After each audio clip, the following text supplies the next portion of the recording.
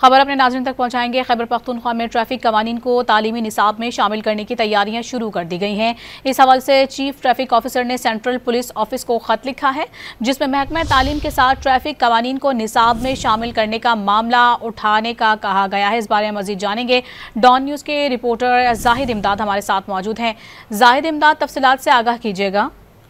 जी बिल्कुल, यहाँ पर ट्रैफिक जो कवानीन है उस पर अमल दरामद के लिए अब इकदाम उठाए जा रहे हैं। आए रोज जो है ट्रैफिक कवानीन की खिलाफ वर्जियां सामने आ रही है, जिस पर ट्रैफिक पुलिस पेशावर की जानिब से सेंट्रल पुलिस ऑफिस तजावीज़ जो है वो अरसाल की गई है, जिनमें बिलखसूस जो तालीमी निसाब है स्कूल में, तो उसमें जो है जो ट्रैफिक कवानीन है रूल्स रेगुलेशन है, तो उसको भी पढ़ाने के हवाले से ये तजावीज़ अरसाल की गई है। इसका मकसद यही है कि जो बच्चे हैं उनको कवानीन के हवाले से, रोड सेफ्टी और ट्रैफिक रूल्स के हवाले से जो कवानीन है वो पढ़ाए जाएं, ताकि आने वाले दिनों में जो है यही शहरी जो है इसी कवानीन पर अमल दरामद करे और ट्रैफिक के जो मसाइल है तो उससे छुटकारा पाया जा सके।